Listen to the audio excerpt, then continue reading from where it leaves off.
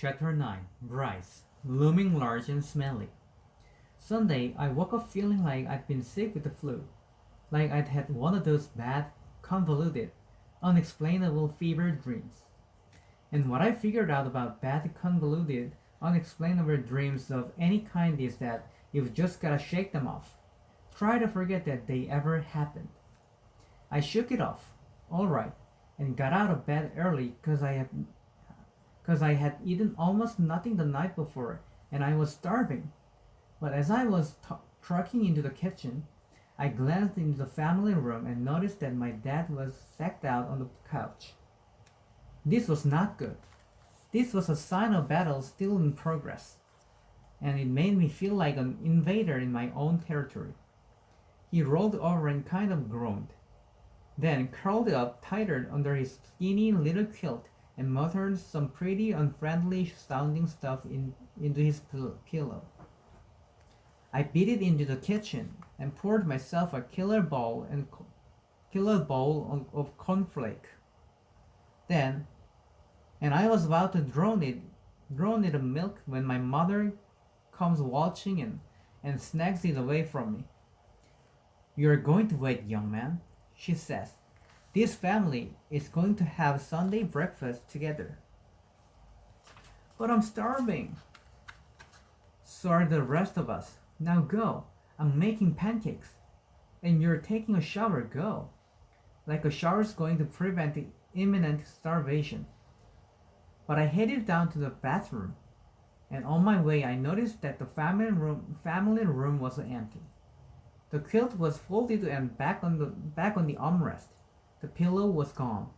It was like I'd imagined the whole thing. At breakfast, my father didn't look like he'd spent the night on the couch. No bags under his eyes, no whiskers on his chin. He was decked out in tennis shorts and a lavender polo shirt, and his hair was all blown dry like it was a workday. Personally, I thought the shirt looked kind of girly, but my mom said, "You look very nice this morning, Rick." My father just eyed her suspiciously. Then my grandfather came in saying, "Patsy, the house smells wonderful. Good morning, Rick. Hi there, Bryce," and winked at me as he sat down and put his napkin in his lap. "Lunetta!" my mother sang out. "Breakfast!" My sister appeared in a triple X miniskirt and platform shoes, with eyes that were definitely of the raccoon variety. My mother gasped, but then took a deep breath and said, "Good morning, honey. I thought you were going to church this morning with your friends." "I am."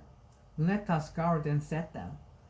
Mom brought pancakes, fried eggs, and hash browns to the table. My father just sat there stiff as a board for a minute, but finally he shook out his napkin and tucked it into his collar.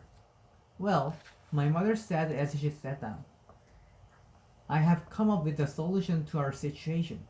"Here it comes," my father muttered, but my mother gave him a glare that shut him down cold. "The solution is," my mom said as she served herself some pancakes, "we're gonna invite the Bakers over for dinner." My father blurted out, "What?" Lunetta asks, "All of them?" I put in. "Are you serious?" But my grandfather heaves on another fried egg and says, "That Patsy is a marvelous idea." "Thanks, Dad," she says with a smile, then tells Lunetta and me, "Of course I'm serious, and yes, if Julie and the boys want to come, they'll be invited." My sister starts cracking up. "Do you know what you're saying?" Mom smooths the napkin into her lap. "Maybe it's about time I found out." Lunetta turns to me and says, "She's inviting the core of Peace Corps over for dinner. Oh, this is something I really woke up expecting." My father shakes his head and says, "Patsy, what purpose does this serve?" "So I made some stupid cracks last night." Is this the next phase in my punishment? It is something we should have done years ago. "Patsy, please, I know you feel bad about what you found out, but an awkward dinner party isn't going to change anything." My mother ran syrup all over her pancakes, popped, popped the top closed, licked her finger, then locked eyes with my dad. We are having the bakers over for dinner. And that, she didn't have to tell him, was that. Dad took a deep breath, then sighed and said, "Whatever you want, Patsy. Just don't say I didn't warn you." He took a bite of hash browns and mumbled, "A barbecue, I suppose?" "No, Rick. A sit-down dinner, like we have when your clients come over." He stopped chewing. "You're expecting them to dress up?" Mom glared at him. "What I'm expecting is for you to behave like the gentleman I always thought you were." Dad went back to his potatoes, definitely safer than arguing with Mom. Lunetta wound up eating the entire white of a fried egg, and almost the whole pancake besides. Plain, of course.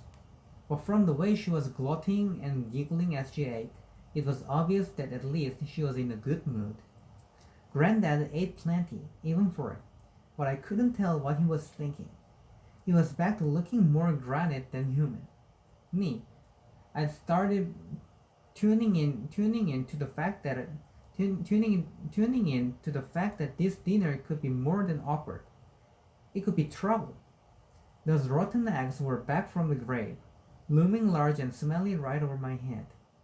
Sure, Granddad knew, but no one else in my family did. What if it came up at dinner?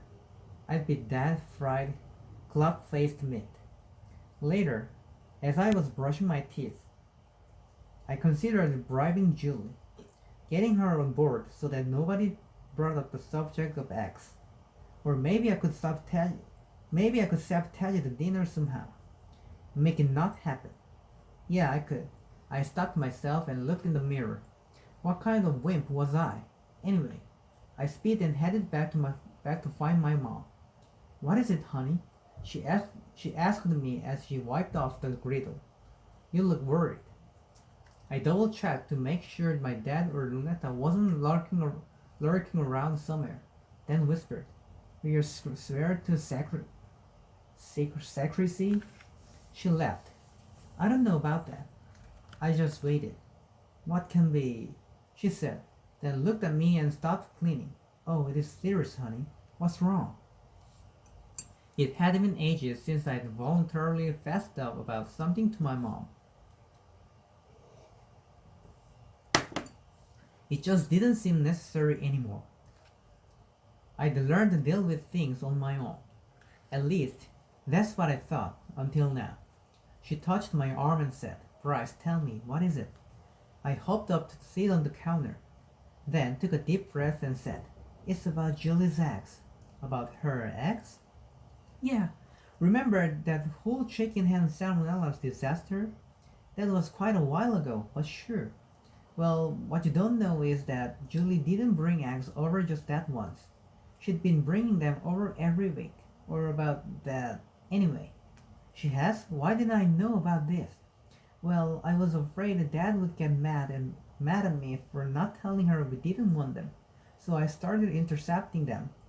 I'd see her coming, get to her before she rang the bell, and then I'd toss them in the trash before anyone knew she'd been here." "Oh, Bryce." "Well, I kept thinking that they'd stop. How long can a stupid chicken lay eggs? But I take it they have stopped?" "Yes. As of last week, because Julie caught me chucking a carton in the trash outside." "Oh dear." "Exactly. So what did you tell her?" I looked down and mumbled. I told her that we were afraid of salmonella poisoning because their yard was such a mess. She ran off crying. And the next thing I know, she's starting to fix up their yard. "Oh, Bryce." "Exactly." She was dead quiet for a minute.